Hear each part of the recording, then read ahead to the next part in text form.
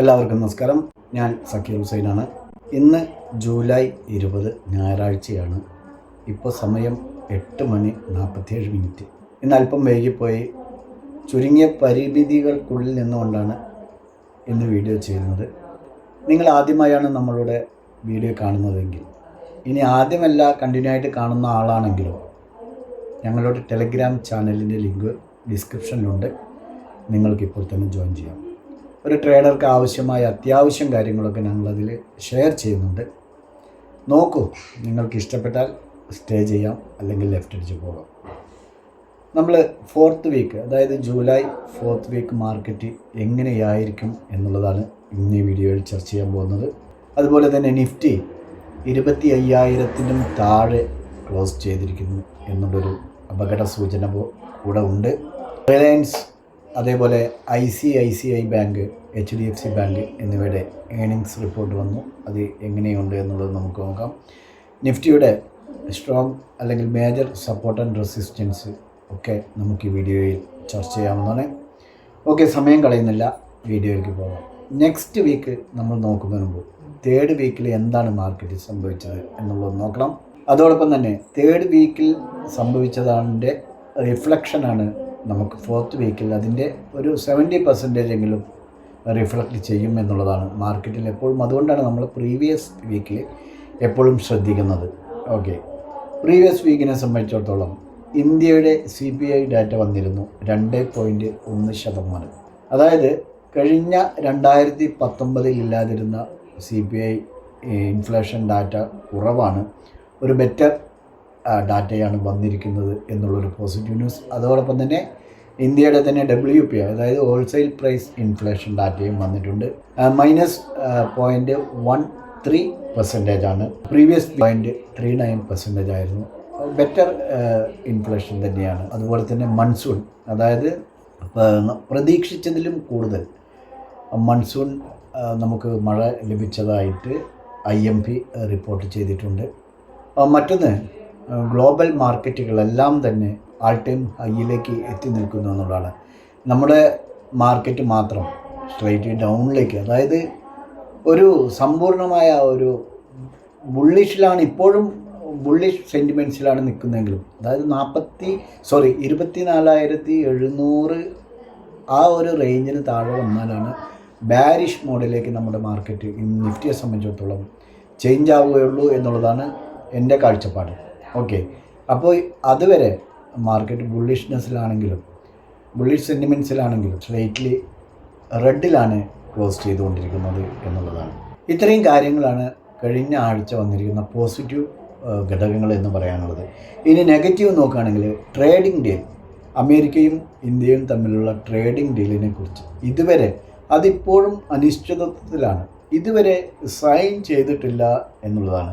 മറ്റുള്ള എല്ലാ global level എല്ലാ രാഷ്ട്രങ്ങൾക്കും താരിഫ് പ്രഖ്യാപിച്ചു. ആഗസ്റ്റ് 1 മുതൽ അത് നിലവിൽ വരും എന്നുള്ളൊരു അന്തിമ തീരുമാനം വന്നു കഴിഞ്ഞു. പക്ഷേ നമ്മുടെ ഇന്ത്യയുടെ കാര്യം മാത്രം ഇപ്പോഴും ഒരു പെൻഡിങ്ങിലായി നിൽക്കുന്നുള്ളത് എന്നുള്ളത് ആശങ്കകൾ തന്നെയാണ്.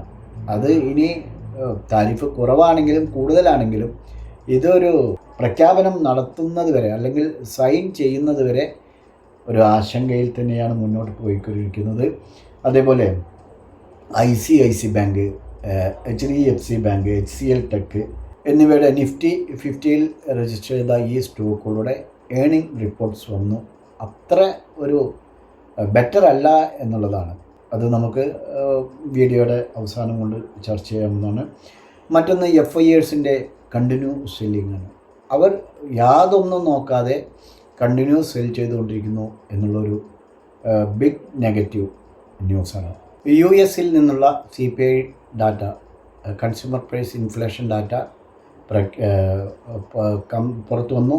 US-ൽ നിന്നുള്ള CPI inflation data, consumer price inflation data വന്നു. 2.7%. എക്സ്പെക്റ്റ് ചെയ്തിരുന്നത് 2.6%. മറ്റൊന്ന് 31st, അതായത് ഈ ആഴ്ച, വരുന്ന ആഴ്ച 31 ഫെഡ് റിസർവിൻ്റെ മീറ്റിംഗ് ഇവൻറ്റ്സ് നടക്കുകയാണ്. ട്രംപ് പറഞ്ഞിരിക്കുന്നത് 300% ഇൻട്രസ്റ്റ് റേറ്റ് എത്തിക്കണമെന്നാണ്. ഇപ്പോൾ 450 പോയിൻ്റാണ്, 4.5%. അത് 3% എത്തിക്കണം എന്നുള്ളത് ഒരു പിടിവാശിയിൽ തന്നെയാണ്. കഴിഞ്ഞ വീഡിയോകളൊക്കെ നമ്മൾ അത് ചർച്ച ചെയ്തതാണ്.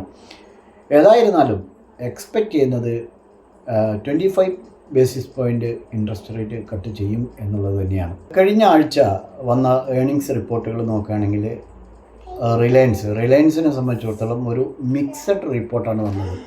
പ്രതീക്ഷിച്ച അത്ര ഒരു പോസിറ്റീവ് കൊണ്ടുവരാൻ റിലയൻസിന് കഴിഞ്ഞിട്ടില്ല എന്നുള്ളതാണ്. അതേസമയം Reliance Jio quarter to quarter better റിസൾട്ടാണ് ഇൻക്രീസ് ചെയ്തതായിട്ടാണ്. ജിയോനെ സംബന്ധിച്ചിടത്തോളം 50 കസ്റ്റമേഴ്സാണ് രജിസ്റ്റർ ചെയ്തിരിക്കുന്നത് റിലയൻസ് ജിയോയിൽ. ഇനി ജിയോ ഫിനാൻസിനെ സംബന്ധിച്ചിടത്തോളം അലയൻസ് ഗ്രൂപ്പിൻ്റെ 50-50 റീ ഇൻഷുറൻസ് ടൈപ്പ് ആയിട്ടുണ്ട് എന്നുള്ളത് ഒരു ഗുഡ് പോസിറ്റീവ് ന്യൂസ് തന്നെയാണ്. റിലയൻസ് GDR ക്ലോസ് ചെയ്തിരിക്കുന്നത് 0.3% ഹൈയിലാണ്. അതേപോലെ തന്നെ HDFC ബാങ്കിനെ സംബന്ധിച്ചിടത്തോളം അതും ഒരു ഫ്ലാറ്റ് എന്ന് പറയാം. അതായത് മിക്സഡുമല്ല, എന്നാൽ പോസിറ്റീവുമല്ല, നെഗറ്റീവുമല്ല, ഫ്ലാറ്റ് ആയിട്ടുള്ള ഒരു ഏണിങ്സ് റിപ്പോർട്ടാണ്. എന്നാൽ ICICI ബാങ്കിനെ സംബന്ധിച്ചിടത്തോളം HDFCനേക്കാളും പോസിറ്റീവിലാണ് ഏണിങ്സ് റിപ്പോർട്ട് വന്നിരിക്കുന്നത്. HDFC ബാങ്കിനേക്കാളും ഒരു ബെറ്ററാണ് ഏണിങ്സ് റിപ്പോർട്ട് ICICI ബാങ്കിൻ്റേതായിട്ട് വന്നിട്ടുള്ളത്. ഇനി നാളെ, അതായത് ഇപ്പോൾ മാർക്കറ്റ് നിൽക്കുന്നത് 25,000 താഴെയാണ്. നിഫ്റ്റിയെ സംബന്ധിച്ചിടത്തോളം 25,000 താഴെയാണ്.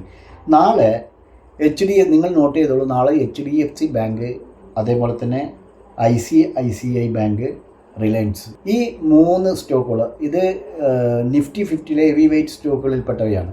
ഓക്കെ, ഇപ്പോൾ HDFC ബാങ്കിൻ്റെ 13% നിഫ്റ്റി 50 ഉള്ളത്. അപ്പോൾ ഈ 3 സ്റ്റോക്കുകളും നാളെ ഹൈയിൽ ക്ലോസ് ചെയ്ത് കഴിഞ്ഞാൽ നിഫ്റ്റി ഇപ്പോൾ നിൽക്കുന്ന അവിടെ നിന്നും ഒരു റിവേഴ്സ് വരാനുള്ള സാധ്യതയുണ്ട്. ഇനി അതേസമയം ഈ പറഞ്ഞ 3 സ്റ്റോക്കുകളും നെഗറ്റീവ്, അതായത് റെഡിലാണ് ക്ലോസ് ചെയ്തതെങ്കിൽ ശ്രദ്ധിക്കേണ്ടിയിരിക്കുന്നു. വീണ്ടും 24,700 അതിനും താഴേക്കോ പോകാനുള്ള സാധ്യത നമ്മൾ കാണണം. FIers വന്നിട്ട് 85% ഷോർട്ടിലേക്ക് അവർ എത്തി നിൽക്കുന്നു. കഴിഞ്ഞ ആഴ്ച അത് 80% ഷോർട്ടിലായിരുന്നു. തീർച്ചയായും ഈ വീക്കെൻഡ്, അതായത് മന്ത്ലി എക്സ്പയറി കൂടിയാണ്, FIersൻ്റെ ഭാഗത്തു നിന്ന് ഒരു ഷോർട്ട് കവറിങ് ഉണ്ടാകും എന്ന് നമ്മൾ പ്രതീക്ഷിക്കണം. വീക്കിലി ബേസിസിൽ സെൻസെക്സിനെ സംബന്ധിച്ചിടത്തോളം 742 പോയിൻ്റ് കുറഞ്ഞ് 81,757 സെറ്റിലായിരിക്കുന്നത്. അതേസമയം നിഫ്റ്റി 181 പോയിൻ്റ് കുറഞ്ഞ് 24,968 ക്ലോസ് ചെയ്തിരിക്കുന്നു. ലാർജ് ക്യാപ്പ് 0.5% ഡൗണിലാണ്. അതേപോലെ mid and small cap 1 to 1.5% പോസിറ്റീവിലാണ് ക്ലോസ് ചെയ്തിരിക്കുന്നത്. സെക്ടർ ബേസിൽ നോക്കുകയാണെങ്കിൽ IT, bank Nifty, capital goods എന്നിവ 1 മുതൽ 2% വരെ ഡൗണിലാണ് ക്ലോസ് ചെയ്തിരിക്കുന്നത്. എന്നാൽ നിഫ്റ്റി റിയാലിറ്റി 3.7% വരെ ഗ്രീനിലാണ് ക്ലോസ് ചെയ്തിരിക്കുന്നത്. അതേപോലെ തന്നെ നിഫ്റ്റി ആട്ടോ ഇൻഡെക്സും 1.5% ഹൈയിലാണ് ക്ലോസ് ചെയ്തിരിക്കുന്നത്. വീക്കിലി ബേസിസിൽ FIersൻ്റെ ആക്ടിവിറ്റി നോക്കുകയാണെങ്കിൽ 6,671 കോടിയുടെ സെല്ലിംഗ് ആണ് അവർ നടത്തിയിരിക്കുന്നത് കഴിഞ്ഞ ആഴ്ച. DIers 9,490 കോടിയുടെ ബൈയിങ് നടത്തി മാർക്കറ്റിനെ താങ്ങി നിർത്തി എന്നുള്ളതാണ്. മന്ത്ലി ബേസിസ്, അതായത് ജൂലൈ ഇതുവരെ നോക്കുകയാണെങ്കിൽ 16,955 കോടിയുടെ സെല്ലിംഗ് ആണ് FIersൻ്റെ ഭാഗത്തുനിന്ന് ഉണ്ടായിരിക്കുന്നത്. DIers 21,900 കോടിയുടെ ബൈയിങ്ങും നടത്തി നേരത്തെ പറഞ്ഞ പോലെ മാർക്കറ്റിനെ താങ്ങി നിർത്തിയിരിക്കുന്നു എന്നുള്ളതാണ്. ഈ ഒരു ഘട്ടത്തിൽ DIers എന്തായാലും ഒരു പ്രോഫിറ്റ് ബുക്കിങ്ങിലേക്ക് വരും.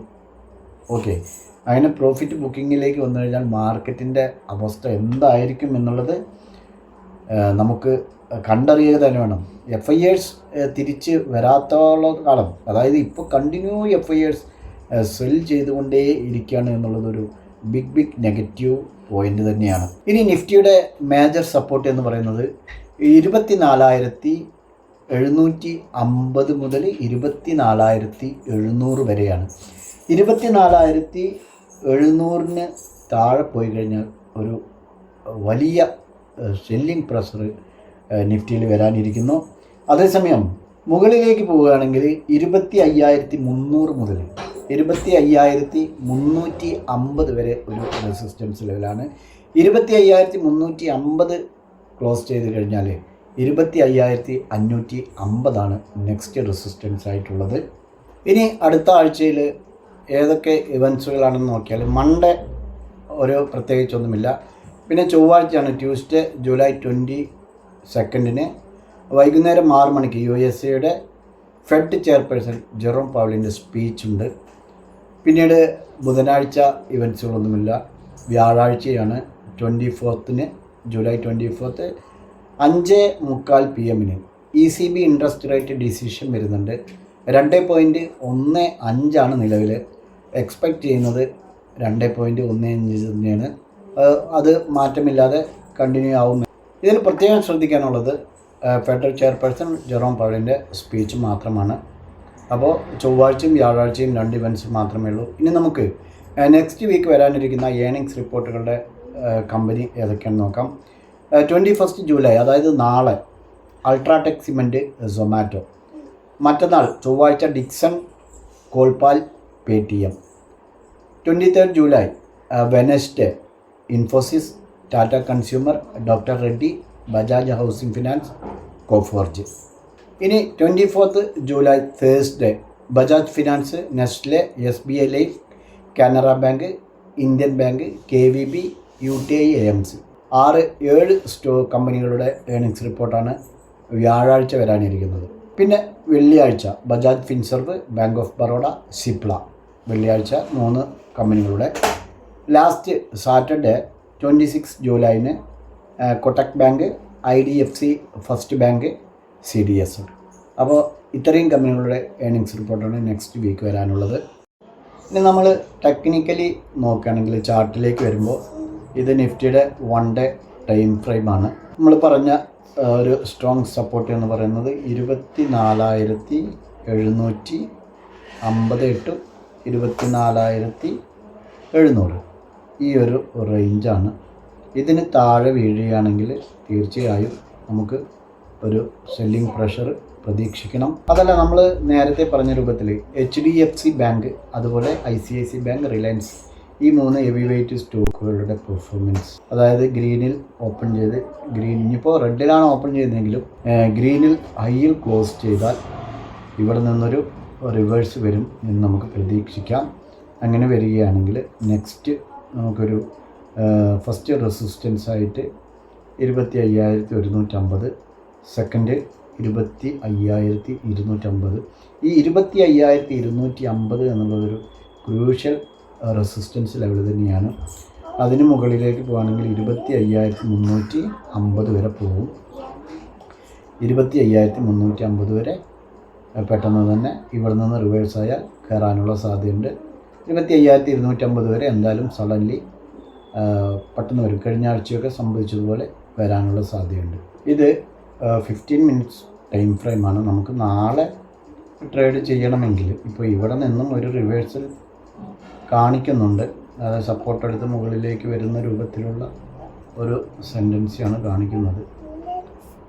അതുകൊണ്ട് തന്നെ ഈ ഒരു ഭാഗം ഓപ്പൺ ചെയ്ത് നാളെ ഗ്യാപ്പ് അപ്പോൾ ഗ്യാപ്പ് ഡൗൺ ഓപ്പൺ ആയിക്കോട്ടെ, ഇവിടെ നിന്നും ക്രോസ് ആൻഡ് ക്ലോസ് ചെയ്യുകയാണെങ്കിൽ 15 മിനിറ്റ്സ് ടൈം ഫ്രെയിമിൽ ക്രോസ് ആൻഡ് ക്ലോസ് ചെയ്യുകയാണെങ്കിൽ അപ്പ് സൈഡിലേക്ക് പോകും. 25,015, 25,015, 25,020 എന്ന് വെച്ചോളൂ. 25,020 റെസിസ്റ്റൻസ്, അതേപോലെ തന്നെ 24,900 ഇത് സപ്പോർട്ട്. ഈ ഒരു 2 റേഞ്ചുകൾ 15 മിനിറ്റ്സ് ടൈം ഫ്രെയിമിൽ വാച്ച് ചെയ്യാം. പക്ഷേ എൻട്രി എടുക്കുകയാണെങ്കിൽ, അതായത് അപ്സൈഡിലേക്ക് എൻട്രി എടുക്കുകയാണെങ്കിൽ നമുക്ക് ഇതാണ് റെസിസ്റ്റൻസ് ലെവൽ 25,060. അപ്പോൾ നിഫ്റ്റിയിൽ ഇങ്ങനെ വാച്ച് ചെയ്യാം. നമുക്ക് ഫ്രൈഡേ, അതായത് തേഴ്സ്ഡേ ചെയ്ത വീഡിയോയിൽ പറഞ്ഞ ഫ്രൈഡേ വാച്ച് ചെയ്യാൻ പറഞ്ഞത് നമുക്ക് ഡൗൺ സൈഡിലേക്ക് എൻട്രി ലഭിച്ചിട്ടുണ്ട്. ചെറിയ പ്രോഫിറ്റ് ആണെങ്കിലും എൻട്രി നമുക്ക് ലഭിച്ചിട്ടുണ്ട്. സ്റ്റോപ്പ് ലോസ് ഹിറ്റാവാനുള്ള സാധ്യതയില്ല. ബാങ്ക് നിഫ്റ്റിയിലാണെങ്കിലും നമുക്ക് ഫസ്റ്റ് ക്യാൻഡിൽ തന്നെ നമുക്ക് സപ്പോർട്ട് ബ്രേക്ക് ഔട്ട് ചെയ്തിട്ടുണ്ട്. അതിൽ നമുക്ക് എൻട്രി ലഭിച്ചിട്ടുണ്ട്. ഓക്കെ, ബാങ്ക് നിഫ്റ്റിയെ സംബന്ധിച്ചിടത്തോളം നമുക്ക് സപ്പോർട്ടായിട്ട് ബാങ്ക് നിഫ്റ്റിയെ സംബന്ധിച്ചിടത്തോളം നമുക്ക് 56,020 ഓക്കെ 56,010 താഴെ ഡൗൺ സൈഡിലേക്ക് വാച്ച് ചെയ്താൽ മതിയാവും. അതേസമയം റെസിസ്റ്റൻസ് നോക്കുകയാണെങ്കിൽ ഇതാണ് നമുക്ക് റെസിസ്റ്റൻസ് ആയിട്ട് ഫസ്റ്റ് 15 മിനിറ്റ്സിൽ 56,730. ഓക്കെ, അപ്പോൾ ബാങ്ക് നിഫ്റ്റിയിൽ നമുക്ക് ഇങ്ങനെ വാച്ച് ചെയ്യാവുന്നതാണ്.